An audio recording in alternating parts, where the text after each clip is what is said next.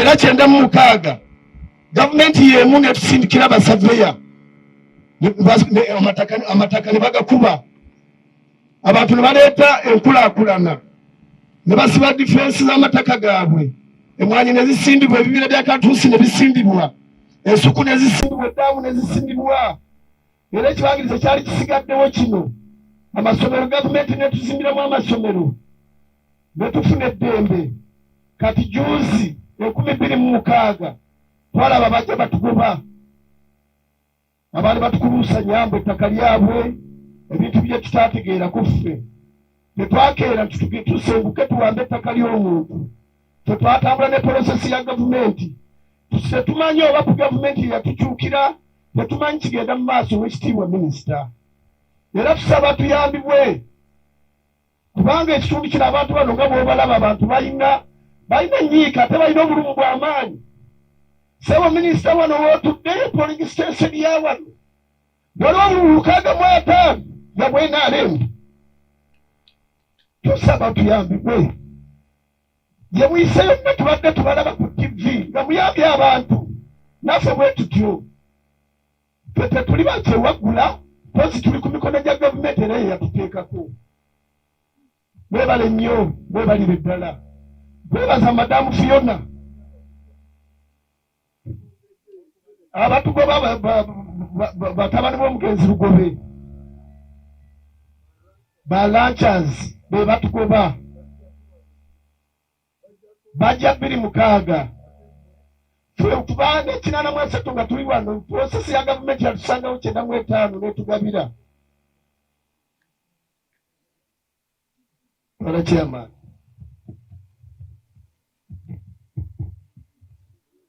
ebale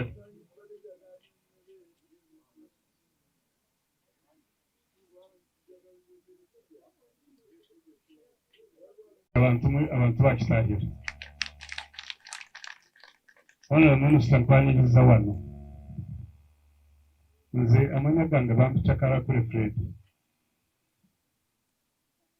nze siri chairman w'eggongolo eno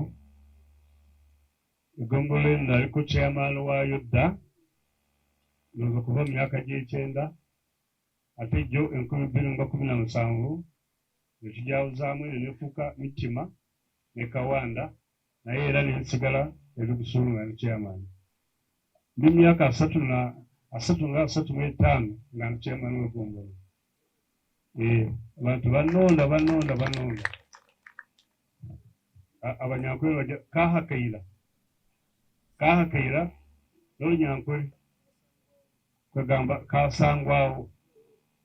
kasangwawo kakati nze nga bwondaba nze sina maanyi malungi ndi mulwadde era nazze eggulo wano nzizeewo lwa habwa lukundo y'abantu abo n'okwenda kusobola abantu kwagala kunnyonnyola abantu bategeere ekigenda mu maaso n'ekisobola okugobererwa kikolebwe kiyambe enjuyi zombi kubanga Lugobe sijja kumunenya nnyo waliwo wenja okumunenyezawo nja kubakubuulira ate na bano siyinza kubanenya kubanga bona ne ono na bano akati mwaka gwa 9 wabaawo okulusakcalinga amalundiro bateekawo akakiiko ka Ranches Restructuring Board nga muna amalundiro abantu mwe bali naye nga bali ba squatters kale gavumenti eya NRM nesalawo amalundiro gasalibwemu gagabanizibwemu abantu abalala ne ba Ranches nabo basigazeeko akakiiko ako bwe kajja ne katandika okusala amuliro by the way nze ndi omu ku ba Ranches nange ndi Rancher akakiiko ako bwe kajja kayita ba Ranches ne batugamba ekyali kigenda mu maaso ne tukkiriziganya nakyo nga gavumenti eyagala kusala amulundiro egabanyizeeko abantu abalala bafune nabo ba Ranches bafuneko akakiiko aka RRB kagamba nti omuntu yenna alina ekyapa ba ranchers ebyapa tutwaleyo tusayendalinga kati awo ekizibu ekyajjira ekyawano ekitawaanya abantu kusaawa eno ebyapa ne tubiteekayo ffe ababiteekayo nga tukkiziganya ne gavumenti kyeyali egenda okukola kati abamu ebyapa ne babiremera ng'onoolugono ekyapa n'akiremera n'atakiteekayo bwe twamala okuwaayo ebyapa yo gavumenti teyayimirira nti kubanga guntu tawaddeeyo ekyapa yo yagenda mu maaso ne puroguraamu yaayo kati bwe twamala okuwa ebyapa RRB negamba lwanca ayina olukusa yaweebwa omukisa ogusooka okunoonya sayidi gy'ayagala era nga sayidi eyo balina okwawuzaamu bano ne babeera sayidi eno n'abalala ne babeera sayidi eri olwenda lwabwe ne lubayita wakati kati ekyomukisa Lubirugobe teyawaayo kyapa ekitegeeza nti teyalonda na ludda lwayagala kubanga tewali eyali alina okululonda Lubirugobe yali alina okululonda kati mu mwaka gwa 94 ne bajja okubala ente z'abasupporters ne batandika okubala ente z'abasupporters basupporters nga buli omu bamubalira waali olwanki gyalimu n'ekifo kyalimu ne babala eno olwanki teyagabanyizibwamu kubanga nannyiniyo yali yazira kati bano ne bajja babala basupporters 94 exercise yatuusa 95 ne babagabira allocation forms nga buli muntu bamugabidde allocation nga bamuwadde 98 ne batandika okusala amalundiro bino ebyalogobe tebalisala munanyiniyo tebamusalira kubanga teyaliiwo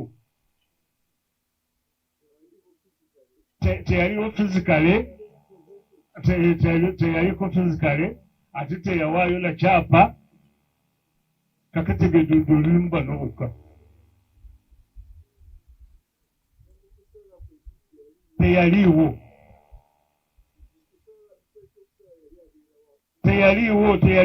baali babeera Masaka yali Lwanca nga yabeera Masaka ng'alundira eno kaakati obudde bwe bwatuuka obw'okusala amalundiro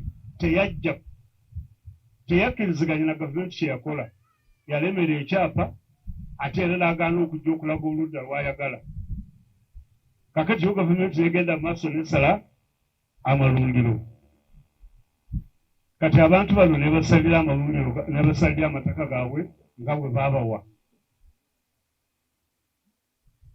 kati mu budde obwo nga bamaze n'okusala Muzeeyi Lugobe n'afa kati Lugobe bw'afa wayitawo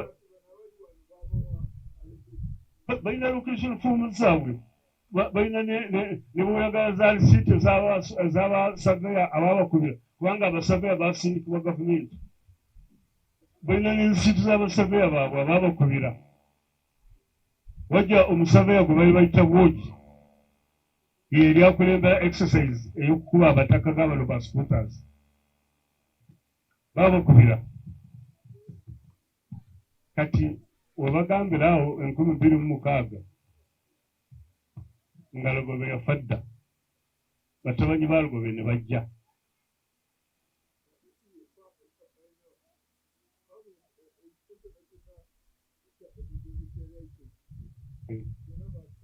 zaali 5 square miles kati tebakisala kyonna bano basalira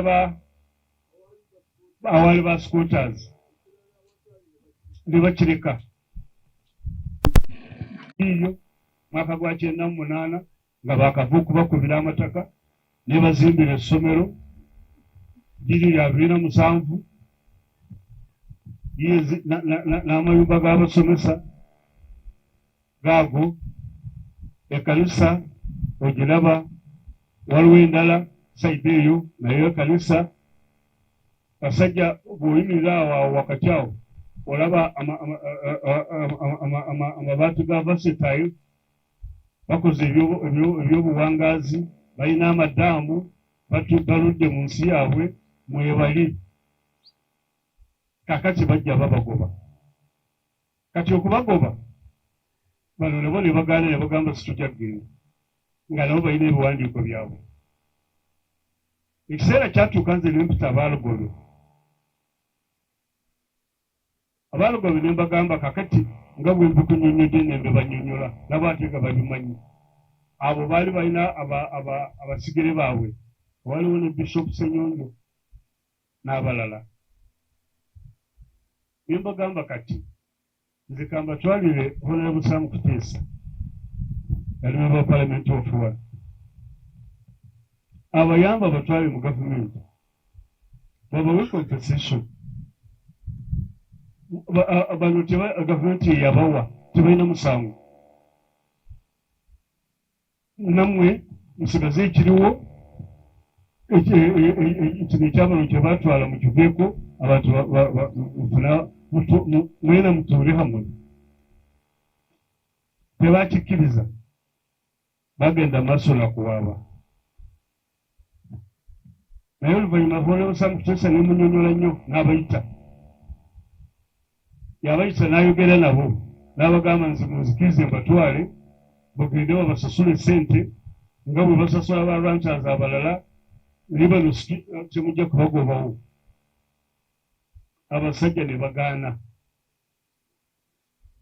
Baleeta ebyapa bye baleeta Sitwalitegeera bwe babijja ne baleeta ebyapa bwe bityo. Kakati abantu bano bo batyo bwe bali wano, bali mu mbeera eyo gye balimu ey'obutamanya nti bano bwe bali mu butuufu oba mu bukyamu ng'ate baweebwa gavumenti.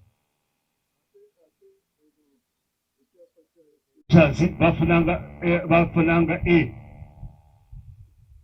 Bo ba ranchers ne bajja ne bafuna mu linnya lya Lugobe nga tekyali mu nsi.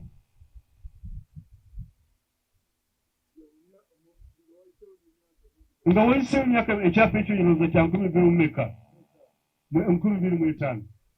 Nze ne bwe nkuleetera ekyapa kyange, nze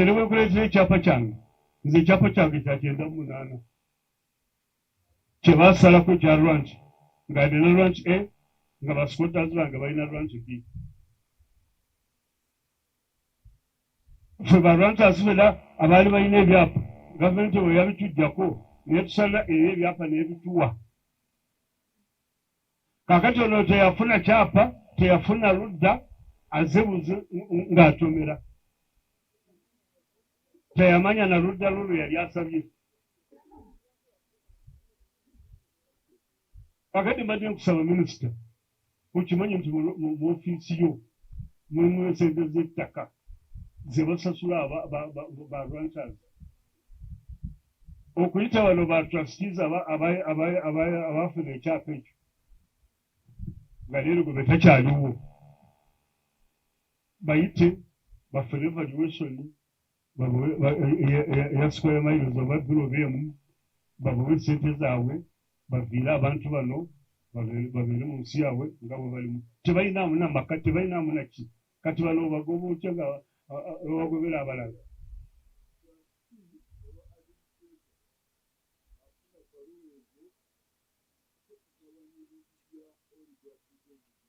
Yes.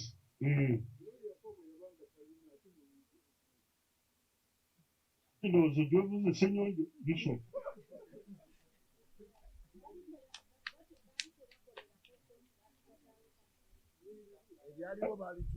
Ate ebyaliwo biriruddawo, n'ebyaliwo baabitunda. Tebaliiwo. Tewali ranch B, tewali ranch A.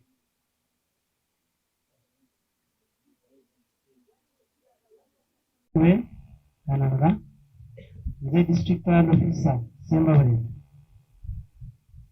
Honorable Minister, ensonga zino najja musemba buli ennaku 3 Ogwokutaano 2022 naye emisango gino wakati wa community ne famire y'Erugobi nagisangawo ng'abantu bagezako okusaba ettaka kwe batudde naye nagenda kufolowinga nsanga nti balina emisango bana abatuuze buli muntu yali ayagala kusaba ekyapa watudde baali bafuna allocations kuva mu Uganda Land Commission kaakati nsanga nti waliwo district kaakati ninkifolowinga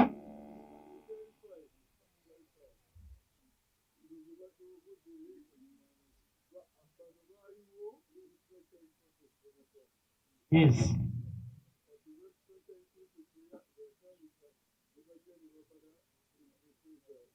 yes yes yes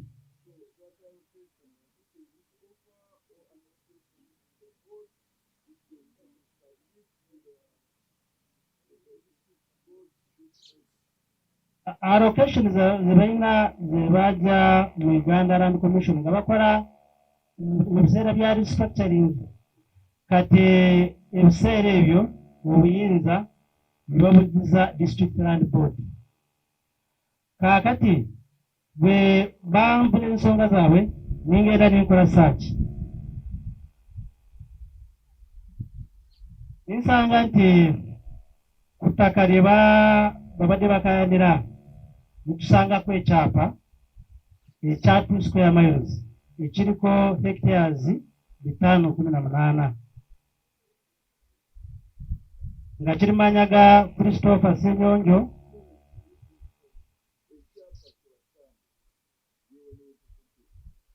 bwe nakola search kuva mu Lands Office Masaka nitusanga nti bakolako ekyapa wano we tuli ekya 2 square miles bakikola ennaku 8 Ogwokuna 2005 8 April 2005 kati bwenda goberera emitendera gye bayitamu okufuna ekyapa bino bye nazuula Honorable Minister bakola application bano bensomye administrators b'omugenzi Lugobi bakola application nga bagikola wa Senior Land Management Office Masaka application bagikola yes not District Land Board kati nibakola application ennaku 3 September 2004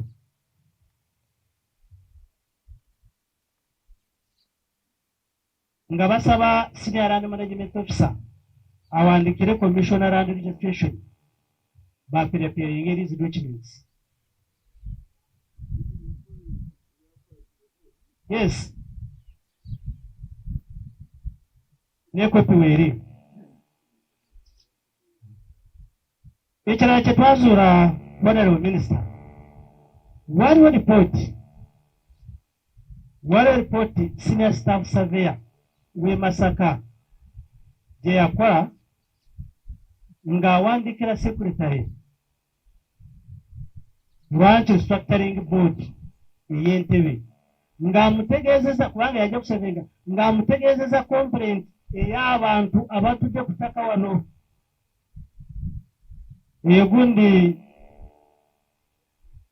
gundi eyo bagiwandiika ennaku 16 May 2000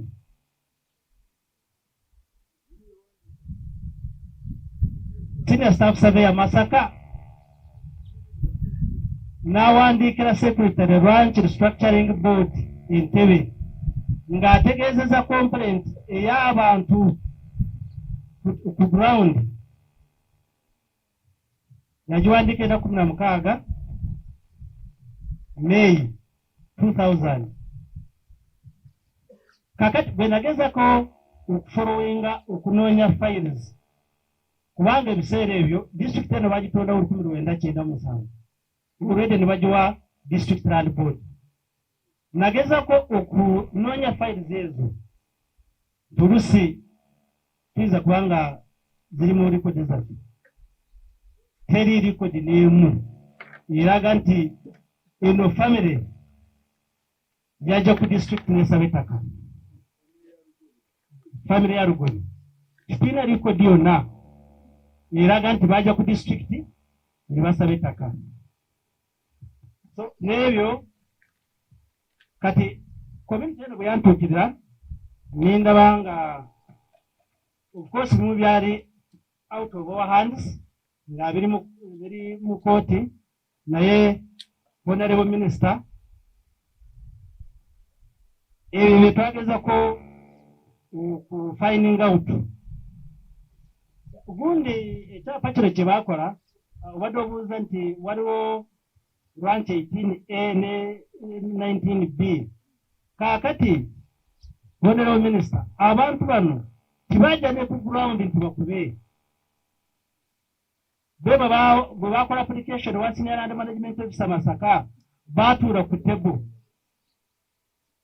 bodi bakola ekyapa kya mailo 2 lwakuba baali batabani ba Lwancha bodi bamanya nti Lwancha alina okubeera ne 18A kubanga A yonna ebeera ya Lwancha, B ebeera y'abasikota. Kati baatuula eri bodi bagenda ku meeza ne basala ekyapa ne bakikola ne kifuuka 18A. Exactly. So n'ebigambo ebyo bitono minisita, mba nesaba abantu bano bayambibwe,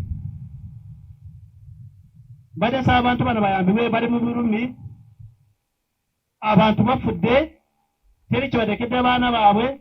Mbadde nsaba honorable minisita ne madamu Fiona tuyambe community eno n'ebigambo bitono mukama akumbe n'omusa. Amalundu g'ataano aba mukaaga basalako ettaka basiba eddaamu. Eddaamu epakisibwa vice president Wandera Kazibwe yali ya miliyoni 3 welekako yiika 3 ng'abantu awo mu nnaku musana tulina kujjaawo to abantu abateesobola ettaka lya gavumenti. Yiika ezo eddaamu wamala okukisala yali ya miliyoni 3 netubeera basaliramu tuli naye twatuuyawo ne tulaba omwami goyita ng'ajja n'ekyapu ng'atugoba so natuuka oluwo mukama wange era nwampa n'abasirikale bwe batunguza omuliro gwali kudduka nafune RDC yaliwo mutyayo kuleetera mbegere yatuyamba yampandikira ebaluwa nintwala mu ofiisi yo era bajja ne batuyambako kato naye nakati esaawa niwenjogera watugoba otuzuwa abantu 10 ekankolage n'ekyapu manesaba mukama wange ekyapa kyolusenyi.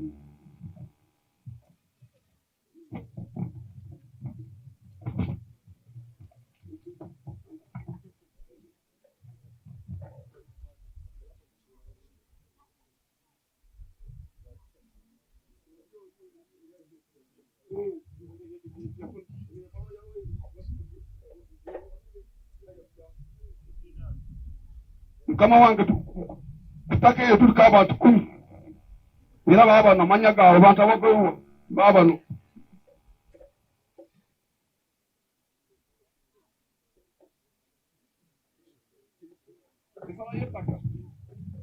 omulamuzi eyaliwo yayita mukukumpanya nga webimanyi byenaku zaino bye bya gavumenti ensala y'omusango yiino.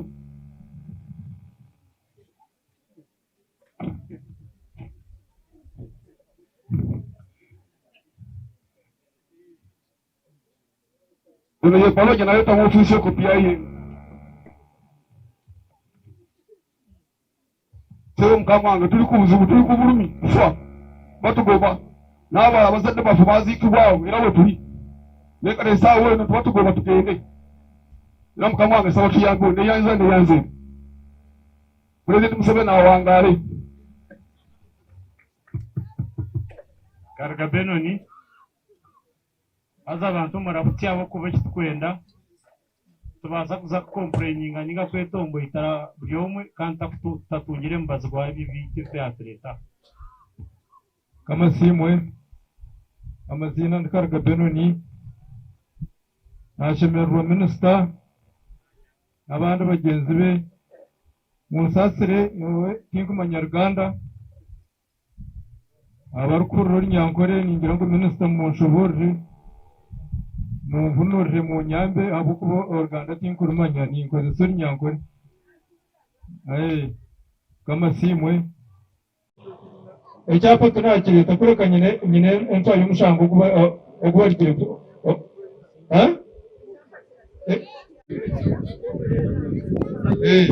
ati icyapa kutabireta icyapa twatunga icyapa kitu kutabireta ibyaho twareba abandi nabo bene icyapa nibatubinga turi kure nibaranja batabanu b'umugenzi shora bareta icyapa tuvabiru twahoza umushango baguta bagusinga kutabireta ibyaho bajora batwara umukoto omusukuri y'umukoto mbone tushabo kuyamba mwe bari kumbuto Karuga Benoni zomu yasoko kudibotaka ate nefu n'ubuzima yari tabakanyama batera umwitaka batwita twanga twarimo kanyine mukuru wanjye ile nabarabariza basota twahoza na burora 2008 ikifu magistrate semba burasa musango namusinga muganga sango mtoto gwati n'imforo winga n'imforo n'umuraro wanjye namura yari yamporeza nona kisengi ngende wa yefana n'igende nabireka ko mu ofisi n'umusango kwangu n'ako biri kumi na musango wagomba kiro na musana niba muta kato mkisaburora go yakozesa okugenda mwerekenda imutawuni ndi ku rent kuri batakari na singa obukozese mundu n'obusobungi ku government eno je turimo n'obusobungi atinga government weli bipise yali yawo biri kumi na musango ngomukazi wange agenze ye yankubanga baletanga abapoliisi okungo bawo narukongo awo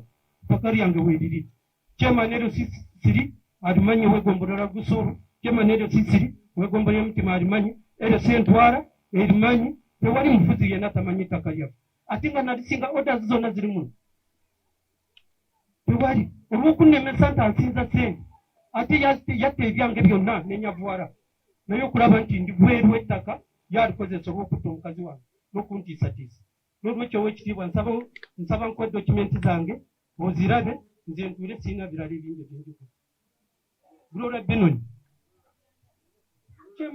kyemani naali kugombolola Greta Lukusu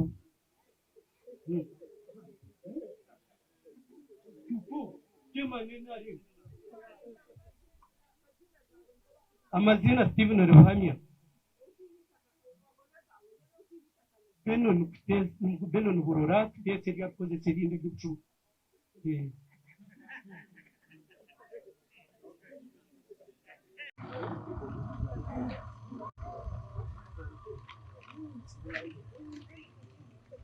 Ebalenyo Febo, Honorable Minister of State for Lands.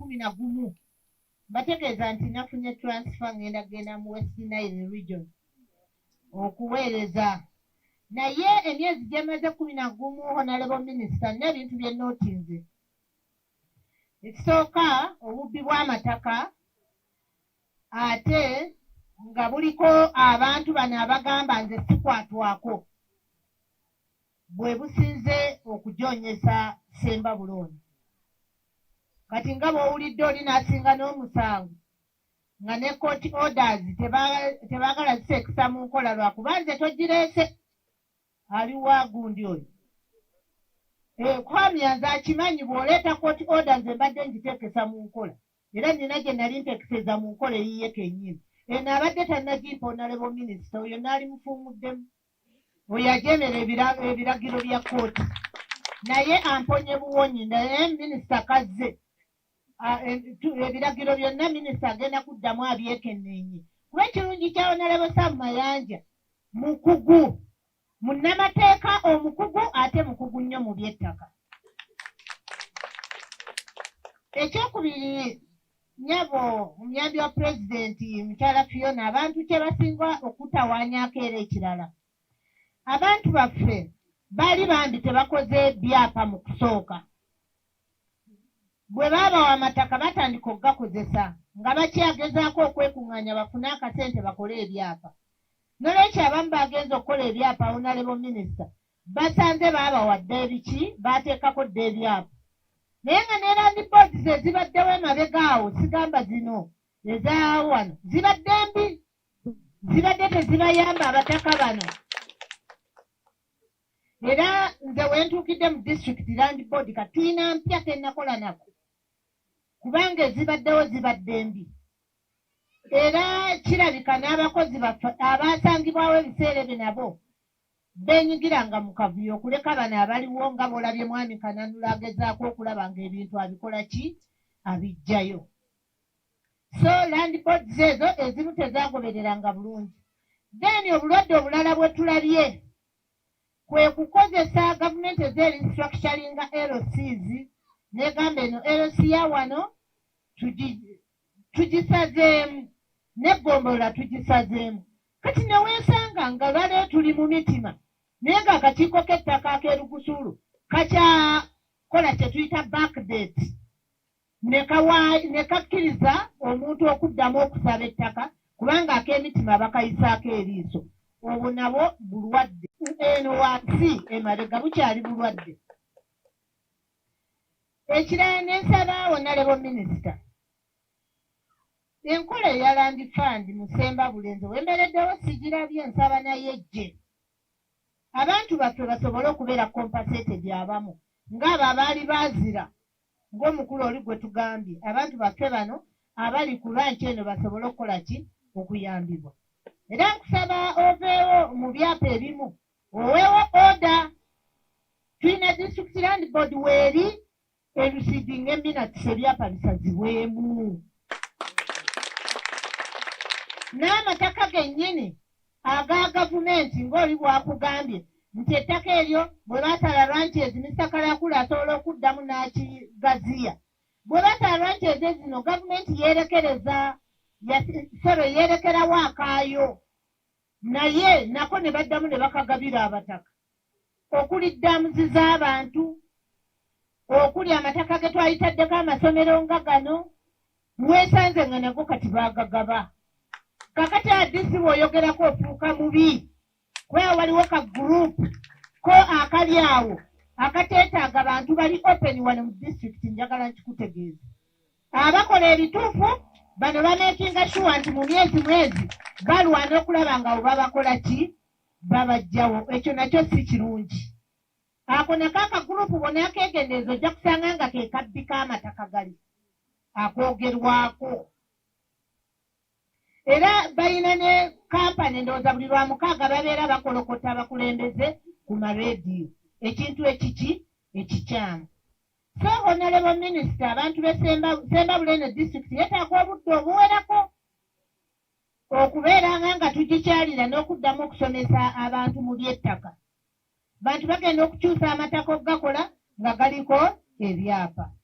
Naye akakiiko kano ak'ettaka akaliko bwe tunaakatambuza ne keekenneenyezebwa n'abaana bano n'abaana abapya kati be tulina envuumulo pulezidenti be yatuweerezza nga senior land management officers, mubawa amaanyi. Honorable Minister, twongere tubawa amaanyi bakansolinga titles ezo zonna abantu basobole okufuna obwenkanya. Omuntu amanye nti n'ettaka lyali lya ddaamu lisigale nga lya ddaamu. Kuba kati ssaawa zino gavumenti etuwa city schools, etuwa amalwaliro, naye Honorable Minister tetulina we tugazimba. Buli lwe tugenda okukebera ettaka eryali erya gavumenti lyeyerekerawo ng'eryo ligendako abantu. Era tulina keesi wano eri mu kyalo kye bayita Kalushonshonezi. Ttaka lya gavumenti abantu bayitondako ebyapa bisatu. Kati tugezaako okulaba nga abantu abo abasatu abayitondako ebyapa ng'ate tebayise ku District Land Board babikolera eyo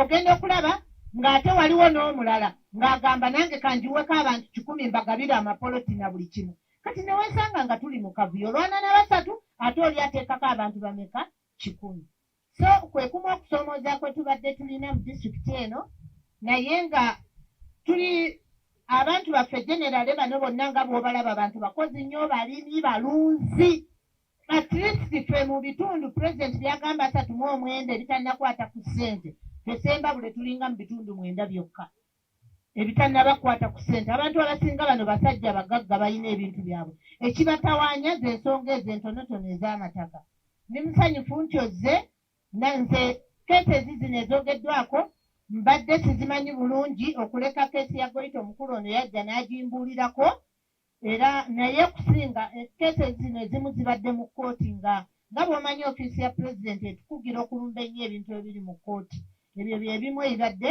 bitulemesa naye twetaaga kati ne kkooti ziddemu zitunuulire emabega wa ebintu bino gye bivudde abantu baffe baleme kubeera nga basingibwa emisango ng'ate n'emisango egibasinga ng'ate ekintu kyali kya gavumenti ng'abantu banyaga kinyage n'ebigambo ebyo kantwale omukisa guno okwaniriza mukyala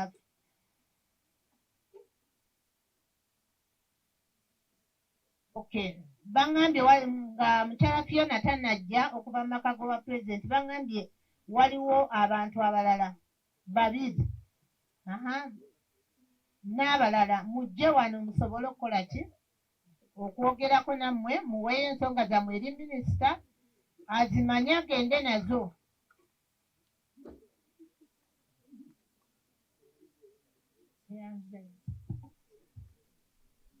neyanziza owekitiibwa madamu RBC owekitiibwa minisita abantu ba Katonda mwenna minisita nze Senkooto Francis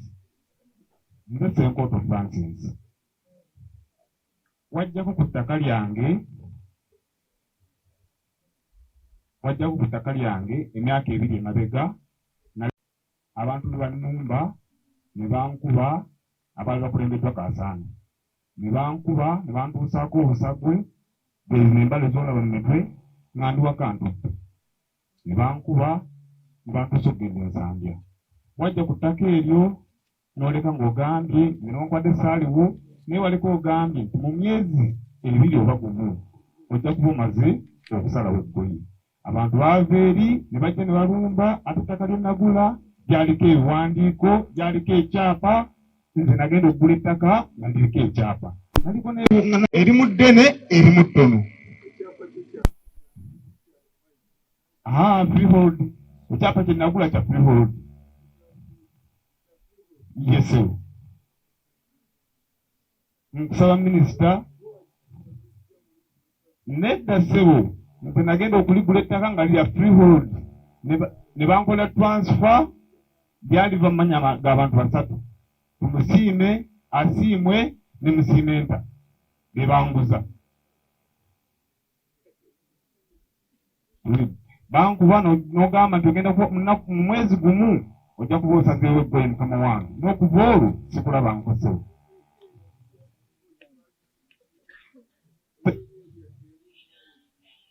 nedda sewo eno ntuusi bulongo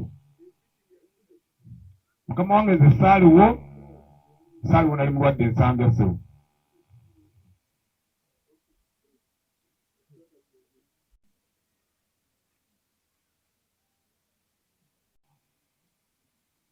tulinamu n'engoma zaffe ez'obwangwa essebo omukubo yenze Karoli yali nze Museveni wano ekyebando Frank yafa essebo kaakati ettaka eryo n'amataka ago ne batandika okugabba bwe batyo nze ogenda okufuna nina ebyapa nina ne judgment nawaabira abantu abo ababba amataka nembasinga naye basooka okunsinga nga bagamba nti high court yasooka okunsingisa omusango ng'egamba nti obujulizi bwe mpadde si bumativu. Kakati nenjulira ne ngenda mu Court of Appeal. Mu Court of Appeal ne mbasinga era Court of Appeal n'eragira ebyapa ne babisazaamu ebyaba Sekasiko, Sonko ne Senkungu.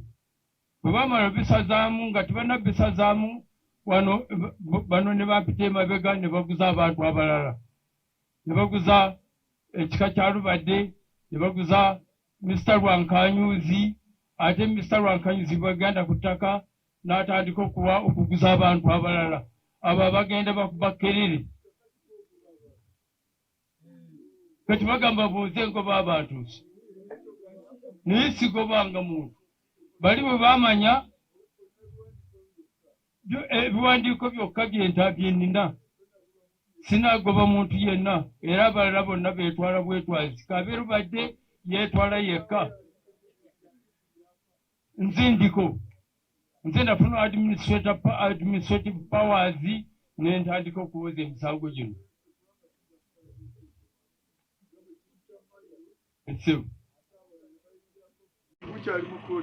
Kati nabasinga. Ssebo nina judgment byentadde muno ssebo. Akatabo kano mbadde nsaba nkakuwe. Ensonga y'abano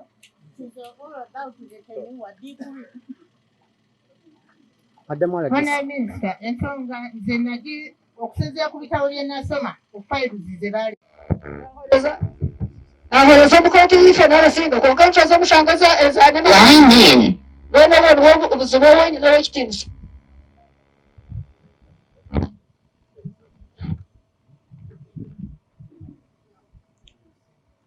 Anye asimahanga bantu witaka neriyawo nakutaba twatiri haje abantu ngo bene icyapa amazina Joyce Barende Barende tufiche ebintu natwala obuvunaanyizibwa n'enkyala ne mu maka gaabwe agamu ndoza nakyala mu maka nga 3 nga njagala kutegeera amazima agaliwo because bano abaaliwo baali basajja abangi. Abakazi tetutera kukola bintu bifu nnyo obuyayi twakabutandika. Abakazi abaaliwo batono nga abakazi bakulukulu. Naye mu mutima gwange ne ndowooza nti amaka gano muyinza okuba nga mulimu abantu abakulu abasobola okwogera amazima. Kati ne mbabuuza waliwo abali kumpi bensobola okukyalira ne baŋŋamba mulimu abantu abakulu ku myaka 7 okudda waggulu ne bagamba gye bali. Era natwala obuvunaanyizibwa amaka ge nakyalamu gali awo mulimu omukadde oba akyali. Abantu bano mbadde nabo mu offices zange bajjamu. Omukyalo ono am following up her case mu kooti. Ono omukyalo ono nyabo njagala ninyenda kukugambira ngu tinshitami kuwezera omu office n'ashalamu kukuratirira ebintu byawo mu kooti kubuuliriza hakabaho ki naati nkiriyo nimbikora habwokuba kooti tetushemeire kuinterfering tutushemeire kuteganisa kooti yaneekora nikwo amateeka gakugera konka noobatwariza gi kworukushanga muhuriire ow'omugasho habwokuba bamwe nibashitamamu bakoramu ebibi ebitakwatiraine bakoramu oburofu ogera bingi olwaleero because nze ebyo bye byange. Naye nkusaba abantu bano balina obulumu bungi because abakadde be nakyalira n'ebigambo bye bambuulira nagenda saatuula tebyampa mirembe nze nga nze. Kati owulira abamu batandise okufa naye bafudde nga balese baana baabwe mu buzibu ng'ebyo. Era nkusaba taata olwaleero ne bwe kitagwanga bulijjo ekintu kino nkusaba kiggwe nga mukyala RDC bwatugambye nti Sembabule yeetaaga okusigala nga tugikyalira. Nkikusaba in your busy schedule tusigale nga tukyalira Sembabule eno ebizibu ebirimu bikolebweko abantu bafune emirembe baleme kwevuma gavumenti. Kyanaku nnyo nti abantu bano baneighbors ba president ekyo kyekisera okunnuma. Sembabule baneighbors bali close ne president. Kati bwaba nga balumizibwa ng'ensonga zaabwe tezikolebwako ne basigala nga beevuma gavumenti. Nze ekyo sikirabamu kintu kuba kintu kiramu. Bwaba nga bantu ba gavumenti ate nga baneighbors ba pulezidenti tebalina kulumwa. Era nkubira ddala omulanga wadde ndi wano ng'omuyambi wa pulezidenti. Pulezidenti naye gy'ali atuyambeko ku nsonga zino ensonga zino zisobole okukolebwako ziggwe. Weewaawo obuyinza mbuyina yabumpa naye nkyetaaga obulala Sembabule esobole okuteerera nga RDC bwagambye nti Sembabule ye district mu district ezikyasinze okufuna challenges ez'amataka. Era tukusaba taata bwoddayo otubulire pulezidenti atuwe amaanyi amalala Sembabule eno ekolebweko ewaabwe omukisa nabo beeyagalire mu mataka gaabwe. N'ebigambo ebitono ebyo mbadde gumu. Pulezidenti yatutwala Gomba nda yalina baneiba n'agamba mujje, najje Gomba wano ng'abantu bonna baavu bansaba mbaweeyo akasente ne ŋŋamba nti siyinza kubeera mu baavu nga baneiba n'abayamba. Era twalambula ne tulaba nga ab'eGomba bagagga. Kaakati nammwe muli baneiba. Okuva leero temuddayo kukaaba bya ttaka kubanga pulezidenti byonna biwedde olwaleero. Era ffe yananja kukakasa nti pulezidenti yawandiika mu siginica ye n'agamba nti genda olabe oba obuzibu ndoza nakulagako ku bbaluwa eyo, oba obuzibu buli wa RDC longoosa aba RDC, oba obuzibu buli mu poliisi genda ewa Inspector General Police, obuzibu oba buli mu kooti genda ewa CJ, era tutegeko genda ewa CJ.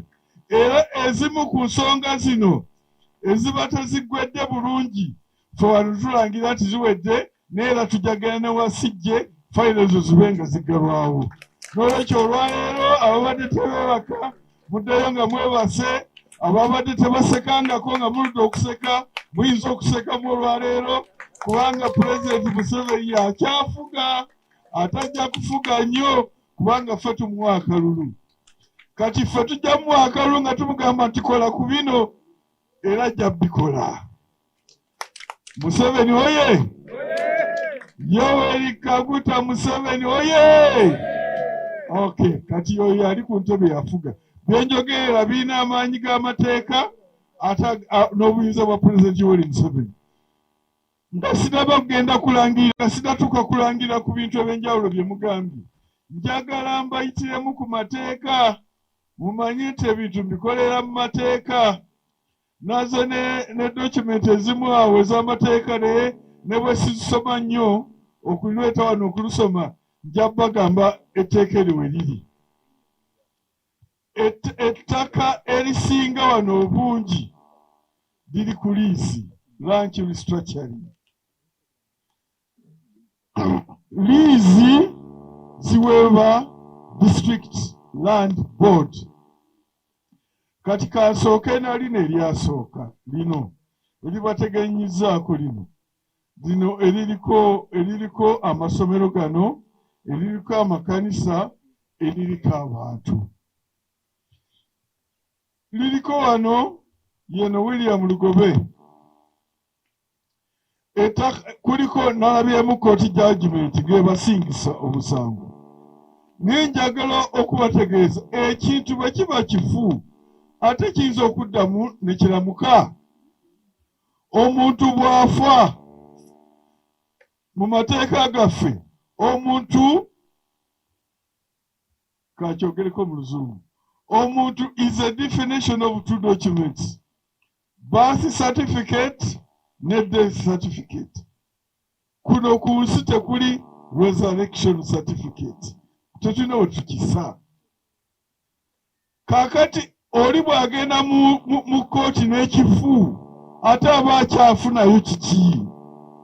Kino kyagenda mu kooti nga kifu ne judgment gye baawa nfu n'abagikwata nti kituufu bafu, era tujja genda wa Chief Justice kukigatta buli. N'olwekyo nkutte maaso kino ngenda kiwa Fiona anyambeko okukiziika obulungi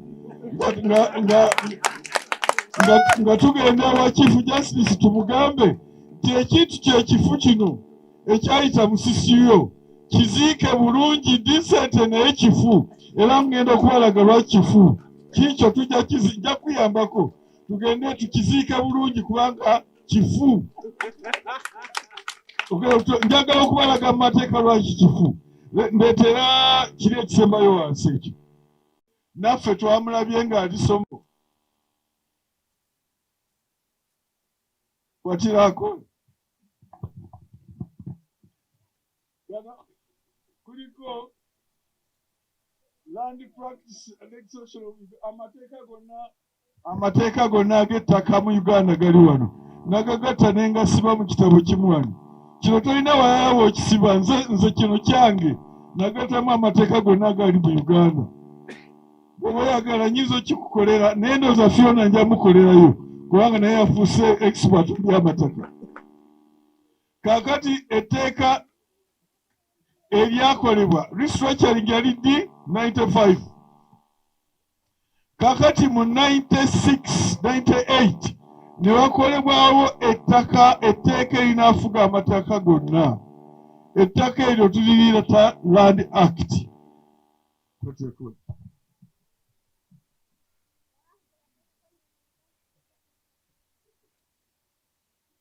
Kati mu katundu 59 ne kalaga ettaka mu disitulikiti ligabana litya. Mu district nga constitution bwegamba district land board. District land board yegaba amataka. Process eyo etandika bweti. Wabaawo area land committee akakiiko ak'oku kyalo ak'ettaka. Akakiiko ako ng'oli ayagala ettaka yagenda ku district land board n'ajjayo fomu. Fomu ezo n'azijjuza. Aba LC chairman owa LC wano n'asayiningako nti ddala ono alisabye ye nannyini lyo. Abataka abalala ne basayininga ne bagamba nti oyo ddala ttaka lye. Ekyo ne kigenda mu land board. Olwo nabo ne balaba nti ddala buli muntu akakasizza nti ttaka lye. Ne balyoka bagamba nti kale tukimuwadde liizi etera kutandika myaka 5 n'eyongezebwako ku 9. Ate nga constitution etugamba oyinza okwongerayo n'ogifuuka freehold n'obayo ya mirembe na mirembe. Eyo ye process. Kati process eyo ng'etandika eno section egamba bweti District Land Board. Muluzungu kasoke muluzungu. It's hold and allocate land in the district which is not owned by any person or authority. Land Board ewa ttaka eryo lyokka eritaliiko muntu oba gavumenti. So ettaka bwe libaako omuntu oba lyebiko gavumenti, ettaka eryo District Land Board teririnaako buyinza kuligabira muntu yenna. Bw'eba erigabye omuntu yennyini oyo yekka aliko gwe liwa. So mu luzungu tugamba nti ettaka bwe liribaako omuntu obanga lya gavumenti teriri available for District Land Board to allocate it to anybody. Kakati, sorry. No government, that's authority. Ettaka eryo District Land Board tayinza diwa muntu yenna. Kati article endala 1A 59(1)A as amended egamba where a board enters into or undertakes or concludes any transaction or allocates land in the contravention of subsection 1A, that transaction shall be void. Tisenga district egenda maaso negaba ettaka eririko abantu oba gavumenti eyo oli omuntu ne bwafuna ekyapa transaction eyo eba nfu shall be void. Kakati okola ki n'ekifu okola ki abafu babakola ki naye babaziika batya ab'ettaka kikino wano. Section 91 egamba special powers of commissioner. Eri mu office yange waliwo omuntu gwe bayita commissioner of land registration. Kooti emuwa etteeka lino limuwa obuyinza buno. Subject to the registration of title, the commissioner of land registration atula eri mu office yange, without referring a matter to a court or a distant provision, has power to take such steps as are necessary to give effect to this act, whether by endorsement, alteration, or cancellation of certificate of title. Ekitegeeza nti ekyapa bwe ndaba nga wagaba district land board yagaba ekyapa nga tekuliko abantu oba gavumenti balya gavumenti, okusinziira ku Kweno 1 as amended, eyo process eba nfu n'ekyo ekikoleddwa kiba void, kiba kifu. Kaakati eno negamba nti kati commissioner asazaamu ekyapa ekyo nga tagenze na mu kkooti. Kaakati ekyapa kino kyeŋŋambye madamu ono akiziike, ekyapa kyennyini kyakolebwa nga ku ttaka kuliko abantu. Ono omugenzi ani Lugobye, ono omugenzi Lugoba yakola ekyapa naye nga kuliko abantu. Of course n'ebirala tubiwulidde ne district board yatuula egyo misango mirala egyo criminal tujja pressure at section 91 asazeemu ekyapa ekyo. N'ekyo ekyapa ekyo kisaliddwamu era tugenda kukola kati process eyo ekyapa kifu. Kati mwe abaliko mubeere ku ttaka lyammwe ekyapa kino ekyakolebwamu kifu era nga nsinziira mu tteeka eryo ndagira commissioner land registration akisazeemu mangu. Ate era I think ojja kunyambako okukola minutes z'ekintu kino. Omanya ali mu president's office naye Yoweri Saabalwanyi yangamba nti nkole naye eno paati eno tugikolezeeko directives 3. Directive esooka ekyapa bano administrators kye bakola tukisaziza mu kifu nga tusinziira mu section 59(1)(a) as an amended and section 91 of the Land Act kifu. Number 2, tujja genda mu police anoonyereze engeri ekyapa kye baafola bwe baba nga bwe tukiraba kati baakikola nga tebagoberedde process, nga bayogedde ebya bulimba, bagenze wa senior registrar mu kifo ky'ogenda mu land board, tewali area committee. Kati police ejja banoonya abo bonna ebakwate ebazeeko emisango egyo. Ndowooza twali ne Fiona ono bwe twabadde eri Buliisa, oyo omusajja kawa twalagidde bamukwate kubanga abadde n'ebyapa nga yabifuna ng'akozesa force code, yakozesa ki ng'ate byamenya etteeka lino. N'olwekyo nabano bonna abanaabo bonna tulagira tujja gamba poliisi tojja kukwata naye. Muzeeyi yatugamba nti mukolagane ne poliisi era yatuwa ne Susan Kasinje nti oyo ye point person. Kati tujja mugamba nti leero abantu babano bakwatibwe. Ekyo kyakubiri directive gye tukola. Ekyokusatu tusaba tulagira mwe mwenna allocation zammwe nababuuliza bano temuzirina, mwenna abazirina oba nkuwadde emirimu mingi naye mwe mwenna abalina allocations mujja kujja ew'omuyambi wa president si ye neighbor wammwe wano muli wano wammwe kujja na location zammwe ezo abayambeko okufuna ebyapa mu Ssembabule District Land Board nga mukozesa location zammwe. Ekyo kyo. Ebyo bisatu byenangiridde ku kino. Ligamba nti ettaka bwe liba nga kuliko omuntu, district erina kuluweebwa muntu mulala kufunako kyapa. Bw'eba efunyeeko ekyapa, section 91(1) as amended kigamba nti e transaction eba nfu.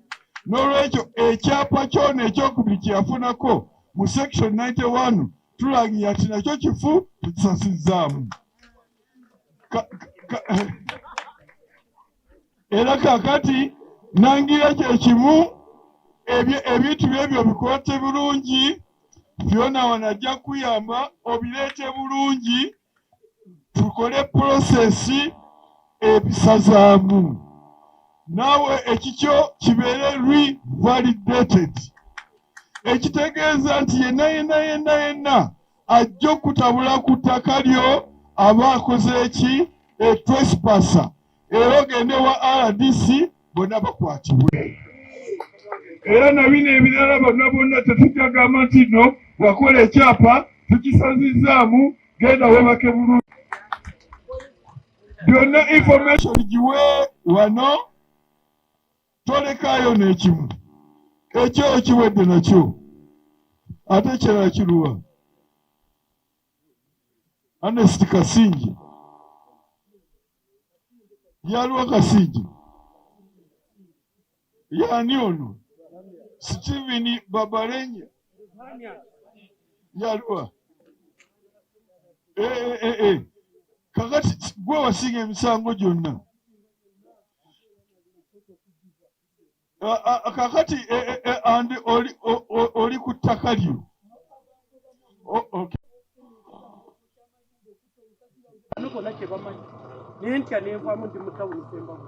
Ani ali ku ttaka lyo kati? Okay, kakati ojja kujja tukuyambe okufunira orders ezikuzaayo ku ttaka lyo. Kakati kyeŋŋamba oba orders ntuufu oba zaggwako, gwe jangu office. Jangu mu office ya Fiona, tujja kuyamba bwe tuba kyetaagisa okuzizza obujja, tuzizza obujja, tufune order endala ezikuzza ku ttaka lyo. Era najja tujja kikola, ono yasiba okukibeerako, tujja kukozesa District Security Police Committee erina okuyamba ne forces endala zonna zijja kuba mobilized bakuzeeyo ku ttaka lyo. Ekyo tekiwedde? Kakati byonna obireete obimu. Ekyo kiwedde ekyoyo okulaba nti kubanga mu Supreme Court tuyinza n'okufuna rekodi zonna ziba wansi okulaba nti nno obwenkanya bukolebwa. Ettaka lyali lyammwe, mwaliko, mwasaanyibwako. Byonna tugenda kikolako. Weetulire entende naye ebitu byonna birungi. Not so? Nazirabirira oluvannyuma ne batamenya ennyama y'export. Si kyekyo ate gwe gw'oli ku lusozi wali. Kakati nabagamba nti within 1 month nja kujja. Naye ate mwe ne mugenda mu kooti. Era kooti ze zangana okudda.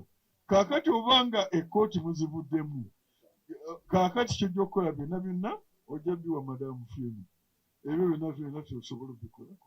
Because nagenda ku site, I know what it is. Nabali tebalongooseddwa. Neebaza RDC newakubadde ogenze ewala n'erinnya ndyerabidde gy'olaze, newakubadde naye mu kiseera kino kyobaddewo olese legacy. Ono omukyala wamuzza ku ttaka, si ono? Oli wamuzza ku ttaka, era n'abalala obadde ogenda bakwata omu n'omu ku omu. Kaakati Fiona ono ajja kupiikinga newakubadde CRDC naye ajja kukolagana oyo yonna gw'anaasanga naye. Naye bw'anaaba nga tali cooperative anti amanye ennyumba Fiona mwanva, tekijja kusoboka. naye tukwagaliza bulungi yonna gy'olaga otukoze obulungi bulungi nnyo n'eri gy'agenda naye bijja kukolebwa bulungi nnyo. Ndowooza bana batanagenda mujja kubaayo ka occasion bakusanyuseemu nga tonnaba kugenda naye okoze obulungi, webale nnyo. Byonna birina obuyinza bwani bwa Kaguta Yoweri Museveni gwe mwawa obululu. Ekintu kiri wano, njagala kibasomera mumanye nti mutabani wammwe obuyinza bwonna bulina. Ate si bwakwogera bwogezi Mukama buli wano. Kikino article 99 nsobe mu Luzungu ne mu Luganda. All executive authority of Uganda is vested in the president. Kiga obuyinza bwonna obw'okufuga mu Uganda buli mikono gya president ng'abukozesa ng'asinziira mu constitution eno. Akokubiri kagamba the president shall execute and maintain this constitution and all laws made under or contained in force by this constitution. Nti okunyweza constitution eno yonna kuli mikono gya president. Kakati president ng'asinziira mu buyinza buno yakola ebiragiro bino. Where is that? The orders. Oh, the papers are in my hands. Kakati ng'akozesa obuyinza obwo yakola orders zino. Orders zino zikwata ku by'ettaka ne signature yeyo Yoweri Kaguta Museveni president. N'awandika order ziri muno zigamba kaka basomere obubakwatako.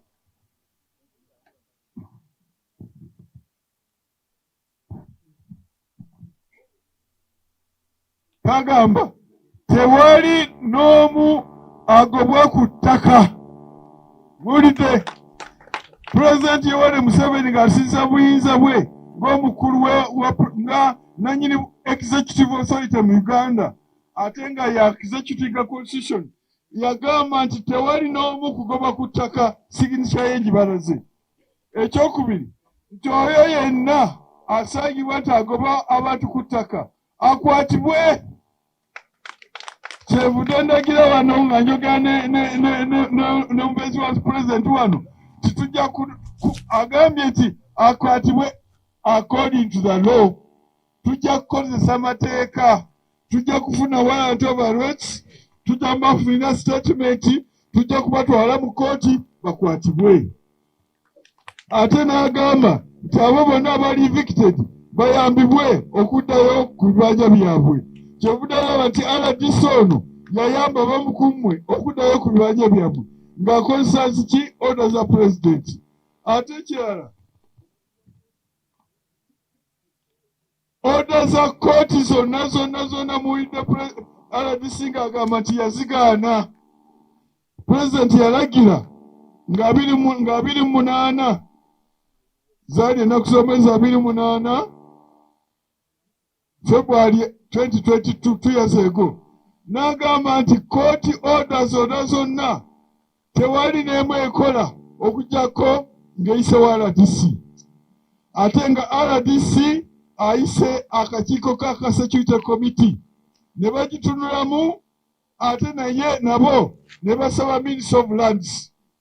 N'olwekyo tewali kooti order yonna abo abajja bagamba bajja bawuba bukooti order tewali n'akakooti order konna nga president bwe yalagira akajja okukola nga RDC tatunde mu order eyo n'agiyisa mu komiti ne Minister wa Lands n'agiwako ebirowoozo.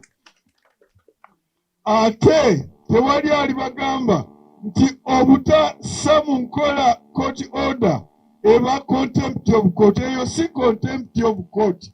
Court yakoze ebyayo n'ekoma. Kati execution lwaki bajja mu police? Police is government. That's a Ministry of Internal Affairs. Tewali court order yinza kukola nga teze wa police nga teze mu DPC. Ate president agambye ti DPC tajja kukola okujjako nga tutewa RDC ate RDC ajja kusitooka agikolemu ayite bonna executive committee nga ne DPC naye member OC whoever ne bagamba nti eno omukyalo ono tajja gobwa ku ttaka nga bwe basalawo bwe batyo mukitegedde. Kaakati pulezidenti yali mukambwe ejjo ng'awandiika odemu kubanga yanyiiga nnyo okuwulira nti abantu be babagoba ku mataka n'alyoka agamba bw'ati nkisoma mu bujjudde, no eviction should be allowed to take place in a district without the consent and direct observation of the district security committee chaired by the resident commissioner and direct consultation with the Minister of Lands. Kali tewali n'omu ajja bakwatako. Museveni oye! Museveni agambye President wa Uganda nti tewali n'omu ajja bakwatako. Nyabose RDC okyaliwo tonnaba kuwaayo ofiisi. Naye abantu bano ng'osiza kuno kyobadde okola n'ogaana orders z'olaba nti no zibanyigiriza ogenda mu maaso kyongere n'oyo gw'onaddiza office omugambe nti this is order from above and there's nobody above the president of Uganda. Era kiki webale nnyo. Kaakati nno president yagamba bw'ati ng'amaliriza nti if this is not done and the illegal evictions go ahead, the members of the district security committee will all be held responsible and action will be taken against them. President Museveni yenyini akyogedde nti kebalikwata ku muntu wewe yenna kebalikwata omuntu wewe Sembabule ekyalo kino bakiyitani kyalayira kebalikwata ku muntu wa Museveni wano ne bamussa mukobe ne bamugamba nti mugobyewo nga RDC waali nga DPC waali nga bonna abo basecurity committee we bali ye yennyini agenda mwekwatirako. Mutawaana eno ensi yammwe President Museveni mwe mwamuwa akalulu ate yakyafuga ye commanding in chief akulira amagye gonna basomedde obuyinza bwonna biri mukono gye kati kiwedde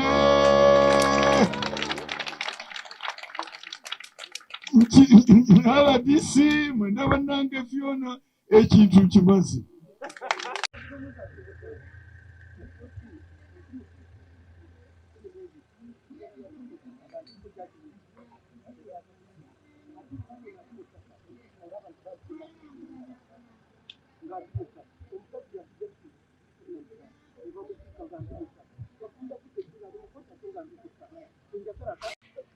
Oweekitiibwa gyebale.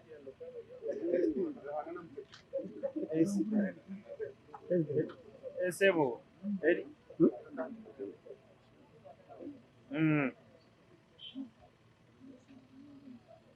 Hello? Mwandikire petition mazee. Esebo. Hello? Esebo. Ngamuyita Minister President. Esebo. Ngamutawa nti mukyetaaga omuntu wamufugala waawo. Esebo. Mugitwale kofiisi omufuna omuntu akitwala kofiisi amaze okusayininga. Nzege nnyinja gitwala. Mugiteeka kofiisi. Esebo. Tujja kukola kubanga muzeeyi bw'aba amaze okusayininga. Esebo. Naye tuba tulina okuddayo ewa muzeeyi naye ate n'aba Esebo. Abantu eyo si balungi. Kubanga twanaba nakuyita myezi ebiri. Bagenda mu kiteeta ne bagamba muzeeyi. Esebo. Amataka. Esebo. Bajja kubantu Esebo. Kakundi k'abantu ababi be baba balina ebigendererwa byabwe. Oweekitiibwa.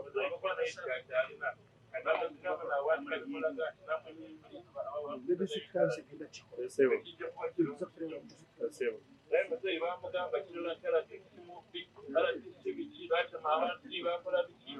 Kati munyambe muteke mu buwandiike. Esebo. Again, Deputy wa Minister, Minister agiwa muzeyi kati muzeyi ajja kumitinga site zombi atumaliriza. Kwa kiri ku level ya muzeyi kati. Era n'abo bantu abangi develop enamba eyaffe eyo tebafuna ne mu Kampala ku wiiki ennamba basola wiiki ennamba nga bagenda mudera ne bamulaba tebayogera ku RDC ku RDC omutumadde naye nga fenga ofuka tulina nabo buzibu kubanga tayitibwako ku ofiisi za misango kale bantu bato abamu balina ebigendererwa byabwe ng'abantu teyanza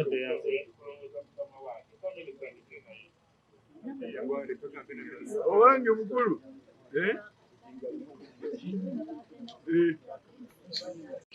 manageta maranga kwawe mugambira Aburahamu mbipine kile na mukama abantu abatiru sasa nakuburingo konkerizo banasema na mtima abantu abanilete ngumsinga bakashaka ibisinga kandi turashika kwanza abanga bikumeza n'obusinga bw'adio abona amatwara nabo kisikiti ishamba barekeye n'obusinga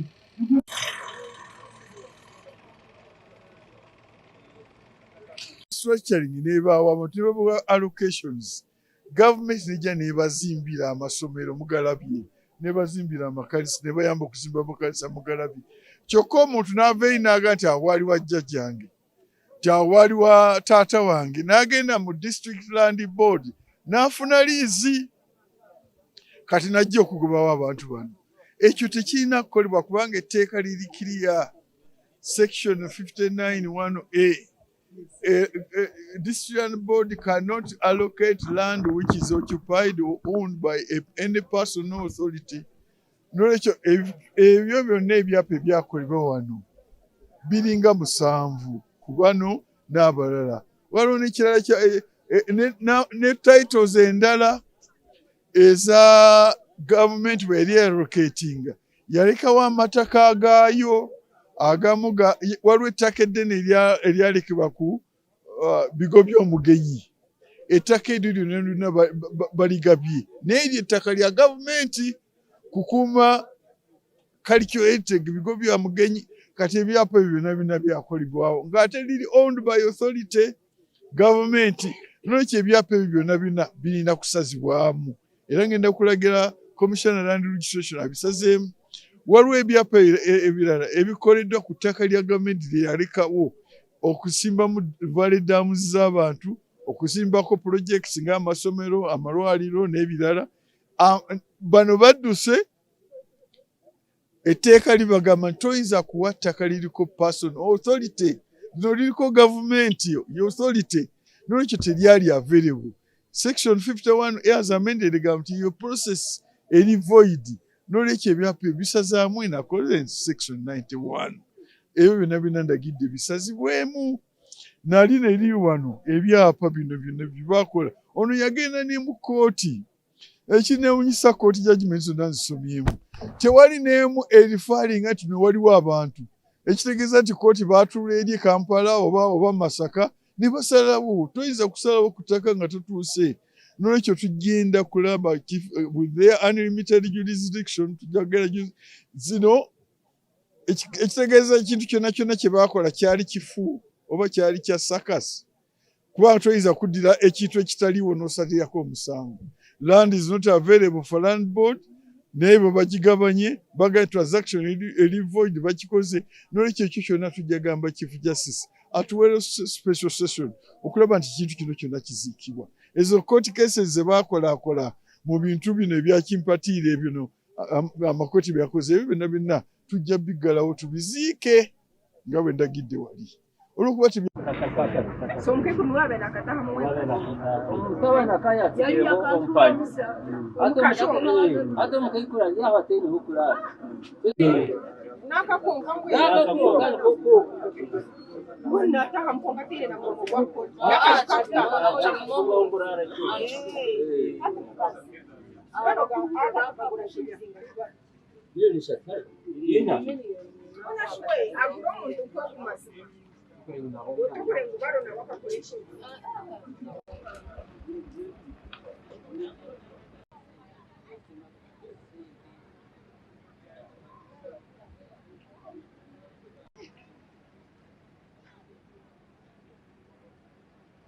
bari kwija mwe bari kuturera minisita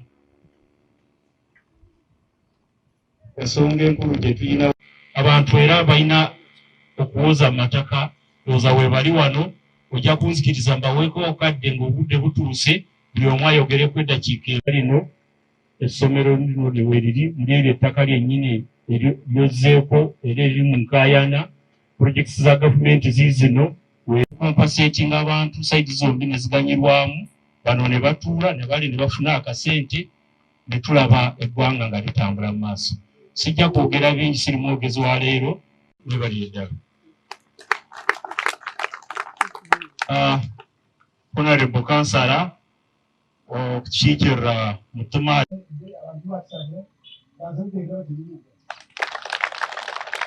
njagala okwebaza ennyo akensusu omuyaga wa pulezidenti mukyala Fiona Mulungi njagala okwebaza abantu b'ekitayira okujjumbira enkulaakulana kuli omwaka gwa gavumenti njagala okwebaza RDC waffe olw'okumususu abala tebagenda mu field za RDC abamu era onawo minisita omukyalo nakolekera era kansala ogongola ebyennene ne bansala ne bansawana naye omukiseera abantu ne bannanga isu gye tulina wano oba ekizibu kye tulina wano kyattaka ti abantu bano abali wano bafunye sente za PDM waliwo essomero bwe banaabagoba gunaababanja mu bajjawa gavumenti nebabajja mujjawa essomero bwe banalisengula olwo sente ziba tezifudde sikolo na sente wa musolo so waliwo kyaki ezibiri waliwo senta waliwo ebintu bino biri wano so doza minisita ninjiramu madamu Fiona nosoka okozera research bwe nsuubira nja okusuubiramu abokwakawo Israel madamu Fiona yajjako wano ndowooza ne research gye yakoze so kale ine research yakoze tumuwe omukisa agitugambe naye minisita tusaba abantu bano batereere tugala kukwebaza minisita tukulaba ku TV nga wakisitamira okwo mpaka watyamuka kutuweereza ekyotukomeire mukusiimu deputy RDC sayinza okulaba omuvubuka envuumuulo tubadde tetukimanya ate nkiriza kuheereza dakiika ninke wakaizobola dakiika emwe ahakuba ebirungi byona ebitukwenda biri aho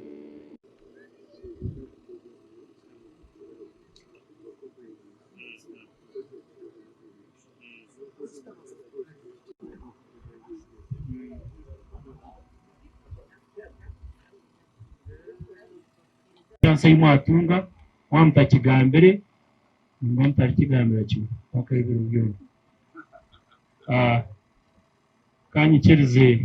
kanyikirize Rwamatara mu Ijogambe chairman Fred Karakuru na Ijogambe egendo okujja okulaba ekiri wano bannaye nandibaddeyo mbasaba bakubireko mu bugalo